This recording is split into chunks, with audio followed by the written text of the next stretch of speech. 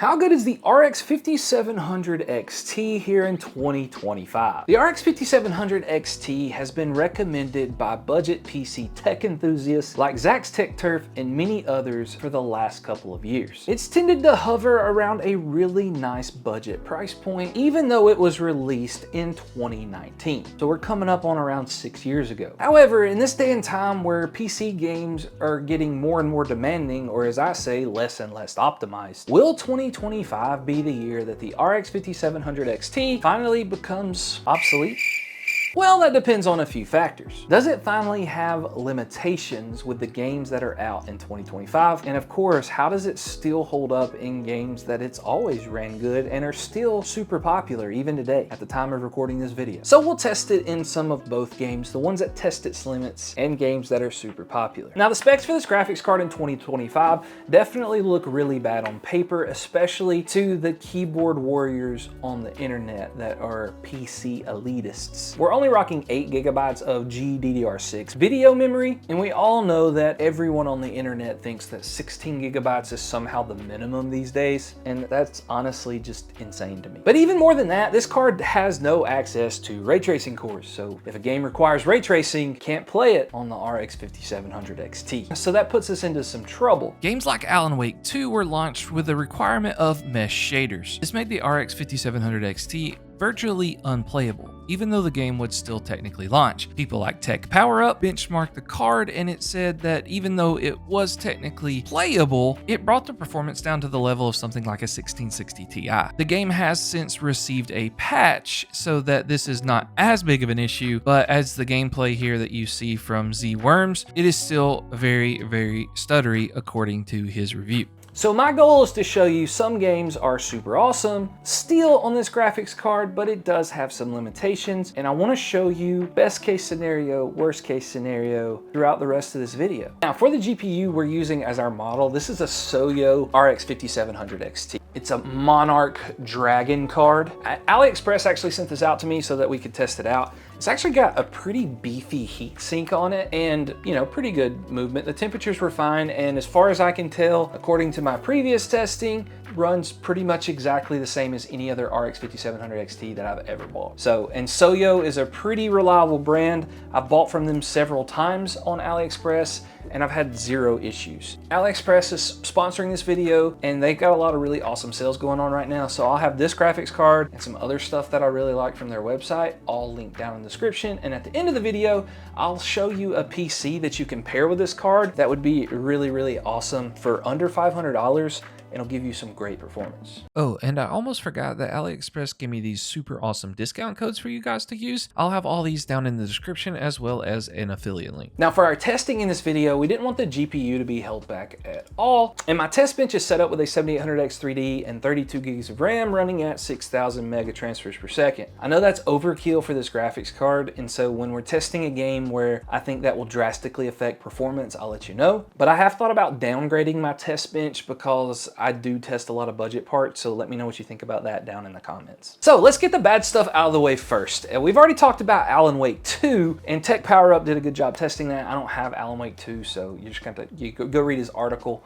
if you want to know more. But we did test Indiana Jones, which is a game that requires ray tracing, and it wouldn't launch like at all. So yeah, that's definitely a limitation of this graphics card in 2025. If you're playing a game like Indiana Jones, The Great Circle, you can't play it with this card. So anyway, let's test games you actually can play. And by play, I mean performance, you'll just have to see. First up, we tested the new Monster Hunter Wilds, which is pretty popular if you like that sort of game. And we actually tested it at 1440p and 1080p. We just ran the built-in benchmark, but I really like this built-in benchmark because it goes through several different scenes with different things going on.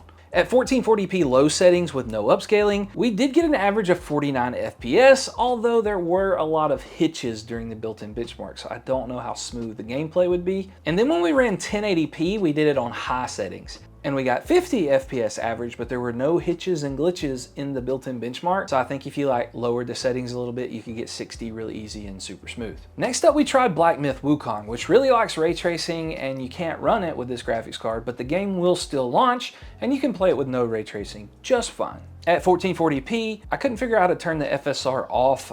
I'm sure it's one of these settings, but we did low settings with FSR, but no frame generation. We did not turn that on, and obviously no ray tracing. We got 51 FPS. Then we did 1080p high settings with FSR. Again, no frame generation, no ray tracing, and we got 58 FPS. I've played Black Myth Wukong on this card in a different video before, and it's perfectly fine if you lower the settings and play. Like you'll have a fun experience. But for the price, you really can't complain that much. But if Cyberpunk 2077 is your game, it's a different story. 1440p, low settings, no upscaling, no ray tracing. We got 74 FPS. That's pretty good in my opinion. And then 1080p ultra settings, no upscaling, no ray tracing. We got 67 FPS. So this game's still rocking the 1080p high settings so far in these tests. But will it continue?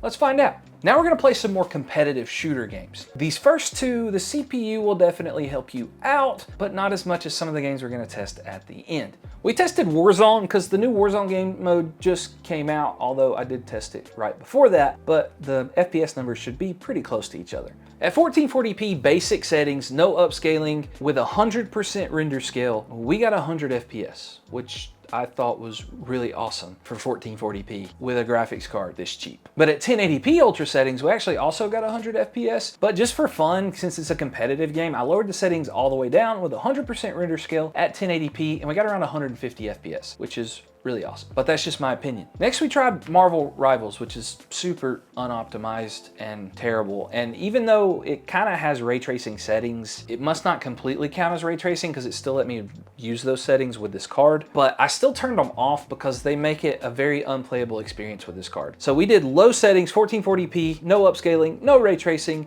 We got like 80 to 90-ish FPS. And then 1080p high settings with the same like no upscaling, no ray tracing, no frame gen. We got like 120-ish FPS, which is, you know, fairly solid. The last three games that we tested with this graphics card definitely are being helped by the CPU. So your FPS numbers will be close to what I get as long as you get a decent high-level gaming CPU. If you want some suggestions for that, let me know. I'll be happy to tell you. And I've got one really good one at the end of this video for you. But Apex Legends 1440p low settings, we got 220 FPS. Again, CPU's helping us out some there. Then we did, for fun, we just did 1440p max settings to kind of stress the graphics card out a little bit more, even though it was an esports game, and it dropped our FPS down to 130, but still super smooth and playable, and you're getting real 1440p rasterization, unlike consoles. And then 1080p high settings, no upscaling, we got 180 FPS. We didn't max out the FPS for whatever reason. I don't know what I was thinking. I should have done that, but I would think you could get over 240 at low settings pretty easy with this card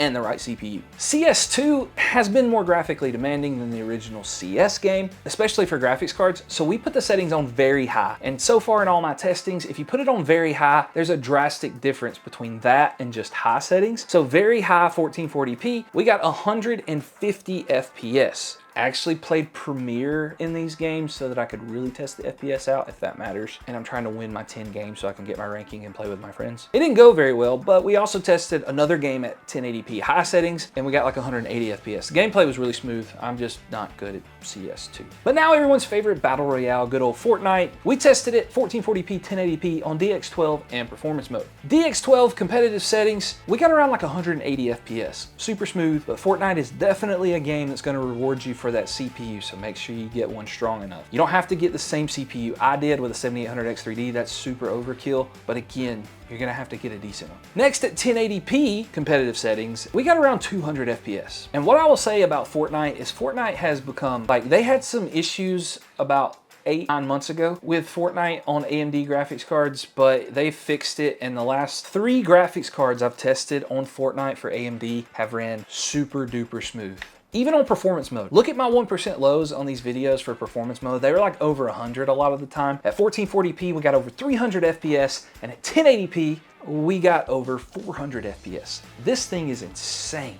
But if you want to pair it with a more reasonable CPU, in fact, a whole build that's under $500 with this graphics card, go watch this video.